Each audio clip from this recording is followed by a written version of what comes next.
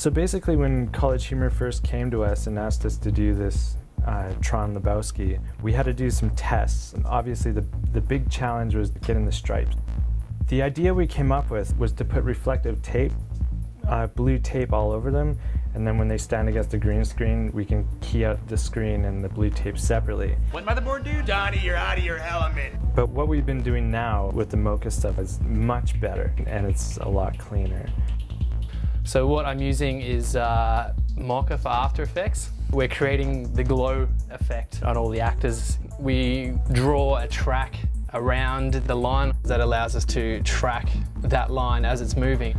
From there, we then define a better mask around that and bring that into After Effects, which creates a nice white shape like this. What we can then do is then apply the glow on top of that.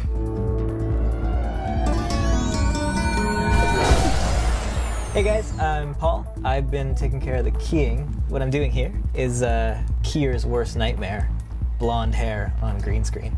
There's some options for us here. We throw on a couple effects. I've got a Primat running right now, which will kind of get us most of the way there. As you can see, here's where the bad stuff starts coming up with the hair, but run a spill killer, we blur a little bit of the edges, and this may not look perfect, but it does a good job of getting us most of the way there.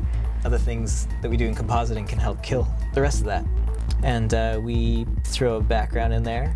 The Tron world's characterized by very dark color palette. It's very muted and very blue. We kind of start throwing some effects. Right now we've got a little bit of curves, a little bit of levels, a little bit of everything. And last but not least, it all gets light wrapped, so we get some of the spill of the background coming over the foreground and all that, kind of evening out those hair bits. I'm the dude, man. Hi, my name is Johnny Ostrom of Gloo Studios. I am responsible for the concept art and backgrounds for the Tron Lebowski. As you can see, we have the dude's apartment. This is an extremely fun part to do. I have all sorts of screenshots and reference photos taken from Tron and Lebowski, and I try to find some sort of medium ground between the two.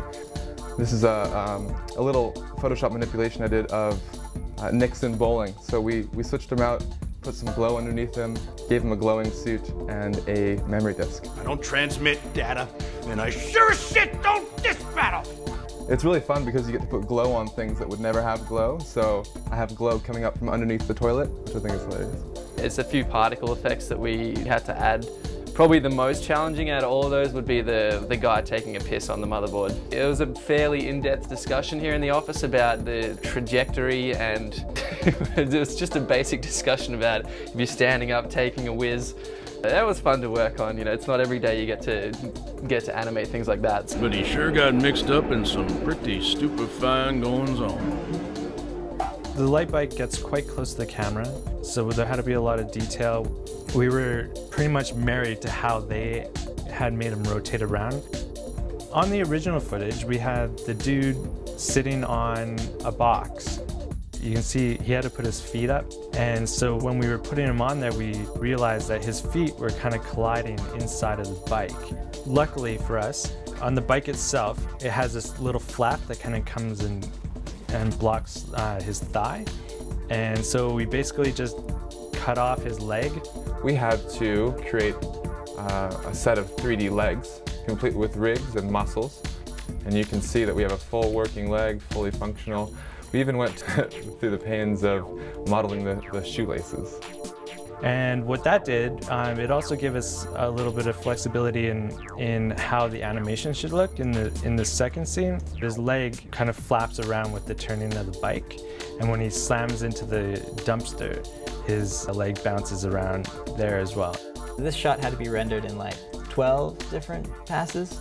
So we did maps for the bike, maps for the front of the bike, maps for the back of the bike, backgrounds, motion vectors for each object that's moving, depth passes, all that stuff. We added a lot of reflection on the ground.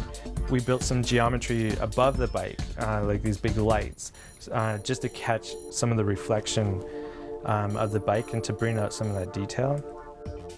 It was a big project with a lot of assets. I think total we've got about a couple hundred gigs of assets floating around. This is what happens, Larry! So overall, we're really happy with our work and how well we matched Tron with our schedule and budget. We really hope you enjoy it too.